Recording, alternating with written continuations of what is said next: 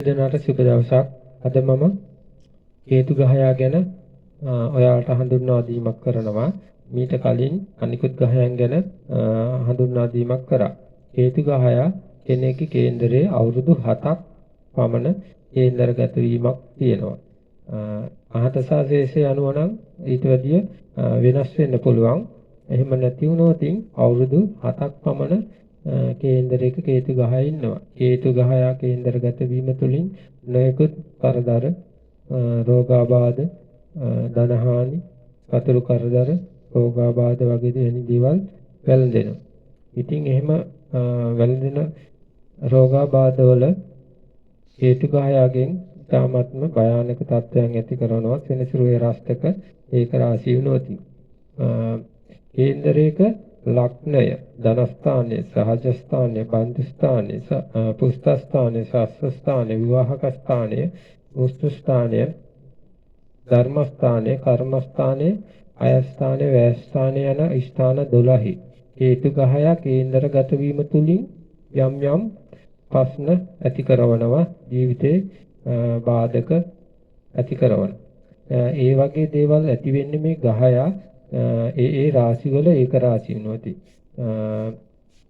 හේතු ගහයා ලග්නේ ඉන්නකොට බලපාන විදියත් ඊට අමතරව ඒ රාශි 12 මේස, උසබ, මිථුන, කටක, සිංහ, කන්‍යා, තුලා, වෘශ්චික, ධනු, මකර, කුම්භ, මීන කියන රාශි 12ට අනුව තමයි ගුණාගුණ තීරණය වෙන්නේ. අපි කේන්දරය බලනකොට ඒක තේරුම් ගන්න ඕන විදිය තමයි ඒ රාශියට ඒ හේතු ගහය හොඳද, නීසද, චතුරද, උච්චද, අශ්‍රේෂ්ඨද කියන එක වටහා ගන්න ඕන. ඒක වටහා ගත්තට පස්සේ ඒ ස්ථානයට අනුව අපි කියමුකෝ ලග්නේ වුණොතින් ඒ ලග්නේ අර රාශියට ගැළපෙනවා නම් හොඳ නම් ඒක සුබ ඵල තමයි ලබා දෙන්නේ. ඊට පස්සේ නොගැලපෙන රාශියක් වුණොතින් ඒකේ අසුබ ඵල තමයි ලබා දෙන්නේ. අප ඒක තේරුම් අරගන්න ඕනේ මේ විදියට. හොඳ ගහයොත් ඉන්නවා, නරක ගහයොත් ඉන්නවා කියලා එහෙම දෙයක් නැහැ.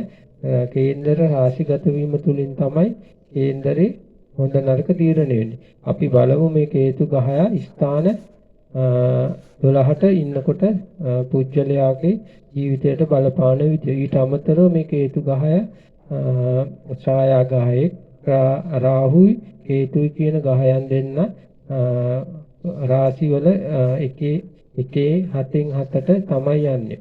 අපි ඒ ගැන කලින් වීඩියෝ වල කරා. මීට අමතරව වීඩියෝ වලදී දැන් ගහේ නම දෙනා ගැන හඳුන්වීම් කරානේ. ඒව හොඳට අධ්‍යයනය කරන්න. ඊට පස්සේ අපි ඒ කේන්දරේ උප්පත්ති දශාව ඉපදිලා ඉන්න මහ දශාව බලාගන්නේ කොහොමද කියලා දෙනවා.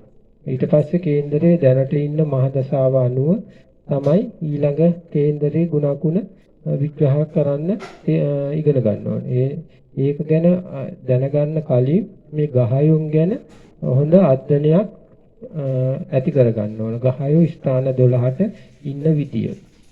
ඒ විදියට ඉගෙන ගත්තට පස්සේ කේන්දරේ බලන එක ඉතාමත්ම පහසුයි. අපි බලමු ඊළඟ වීඩියෝ වලින් ඒ ගැන. දැනට මේ හේතු ගහයා ස්ථාන 12ට තියෙන විදිය අපි ඉගෙන ගමු. ඊට අමතරව එක්කෙනෙක් සඳහන් කරලා තිබ්බා මේවා අහනකොට නිදිමත ගතිය ඒ වගේ දේවල් ඇති වෙනවා කියලා. මේක නිකම් කියාගෙන යනවා. කිසිම ජොලියක් නැහැ, විනෝදයක් නැහැ, සතුටක් නැහැ වගේ දෙයක්. මේ ජෝතිෂය කියන්නේ විනෝදයක්, රස විඳින්න හැකි දෙයක් නෙවෙයි. එක එක්කෙනාගේ ජීවිතේ ඇති කරන දේවල් තමයි කියලා දෙන්නේ. ඒව කියනකොට වෙනත විහිළු කතා, විකට කතා මේ ඒ වගේ දේවල් වගේ මේව විනෝද ආස්වාදයක් ලැබෙන්නේ නැහැ. මේක තේරෙන කෙනාට තේරෙනව, නැති කෙනාට ඒක තේරුම් ගන්න අමාරුයි.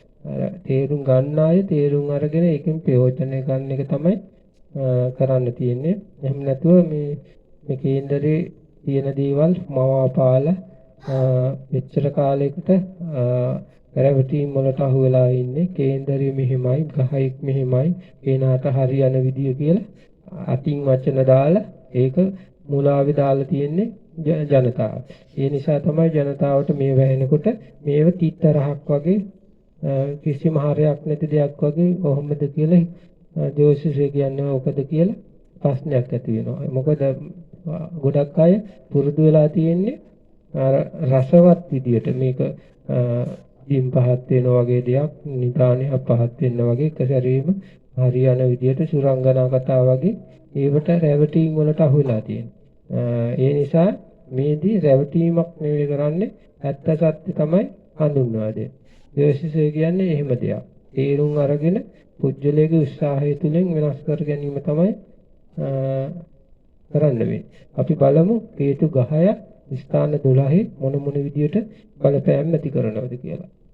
මේ සහජ ස්ථානය කියන්නේ 3. මෙතන කේතු ගියොතින් කේතු සහජ ස්ථානයට හොඳයි.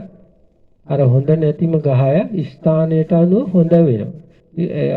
උප්පත්තියේ අනුව පෙර කරපු කුසල අකුසල දෙක මත තමයි මේ ගහය හොඳ තැන්වල නරක තැන්වල යෙදෙන්නේ. ඒ යෙදුනට පස්සේ ඒ කෙනාට ඒවයි අපල ඇති කරන. දැන් කේතු සහජ ස්ථානයේ ඉන්නවනම් අන්න එයා හොඳ ජීවිතයක් ගත කරන්න ඒ කේතු ගහය එයාට උදව් කරනවා. ඒ කියන්නේ සහජ ස්ථානය කියන්නේ අධ්‍යාපනයේ පෙන්වන ස්ථානය. අධ්‍යාපනයට දක්ෂතා ඇති කරන. ඒ දක්ෂතාවය හේතු ගහයකින් ඇති කරාට ඒකෙන් ඵල ප්‍රයෝජනෙ ගන්න දෙන්න. ඉගෙන ගන්නෝ සමාජය දැන් ඉන්න ඉගෙනගෙන ඉන්නෝ ඒ වුණාට ඒ ඉගෙනගත්ත අංශයෙන් එයාට ඉගෙන ගන්නෝ ඒ ඉගෙනගත්ත අංශයෙන් එයාට ඉහළට යන්න බෑ. එයා වෙන දෙයක් කරනවා. හොඳට ඉගෙනගත්ත අය අන්න ඒ වගේ තත්ත්වයක් ඇති කරනවා මේ හේතු ගහය සහජ ස්ථානයේ ඉන්න නිසා හේතු ගහයකින් හොඳ ඉගෙනීමක් ඇති කරාට ඒකෙන් ඵල ප්‍රයෝජනයක් ගන්න බෑ. මේ වගේම තමයි රාහු. රාහුයි කේතුයි කියන්නේ දෙන්නාටම තියෙන එක හා සමාන පලාපල. කේතු එකේ සහජ ස්ථානයේ ඉන්නකොට ඒ தත්ත්වය තමයි ඇති කරන්නේ. අධ්‍යාපනයේ ලබන හොඳට ඉගෙන ගන්නෝ ඒ වුණාට රැකියාව කරන්න බැරි වෙන කට්ටිය ඉන්නෝ සමාජයේ. හොඳට ඉගෙන සමාජය අපි කියනවා අරයා නම් හොඳට ඉගෙනගෙන ඒ වුණාට අන්න කරන රැකියාවේ හැටි කියලා අපි මේ සමාජෙදි කෙනෙක් දැක්කම එහෙම හිතනවා. එහෙම වෙන්නේ කේතු ගහය සහජ ස්ථානයේ ඉඳලා අධ්‍යාපනය ලැබෙනවා. ඒක ඵල ප්‍රයෝජන ගන්න බෑ. මොකද ඡායා ගහයක්නේ. ඒ ගහයකින් ඵල ප්‍රයෝජනයක් ගන්න බෑ. ලැබීම තියෙනවා ඒක නිකන් ඒකෙන් ඇති ප්‍රයෝජනයක් නැති වෙලා යනවා. ඒ වගේ තත්ත්වයක් තමයි කේතු සහජ ස්ථානයේ ඉන්නකොට. කේතු සහජ ස්ථානයේ ඉන්න කට්ටියට ගව සම්පත හොඳට හරියනවා. ගවයෝ හරියනවා. ගව මහාසාදී ලැබීමේ හොඳ තත්ත්වයක් ඇති කරන හොඳ උසස් විදියට සමාජයේ ධන සම්පත් වලින් උසස් විදියට ප්‍රසිද්ධ වෙනවා. මේ කේතු සහජ ස්ථානයේ ඉන්නකොට එයාට ගවය හරියනවා. අර සමාජයේ හොඳ ගවයෝ ඉන්න හිමිකාරවරු ඉන්නේ ඒ කට්ටිය අර කේතු සහජ ස්ථානයේ ඉන්න කට්ටියට ගව සම්පත ලැබෙනවා. ඒක ලැබෙන්නේ මේ කේතු සහජ ස්ථානයේ ඉඳලා හොඳ රාශියක් වුණොත් අර නරක රාශියක් වුණොත් ඒ ඵල අඩු කරනවා. ඒක තමයි කේතුගේ තියෙන தත්ත්වය. අනිත් ගහයත් එහෙම තමයි.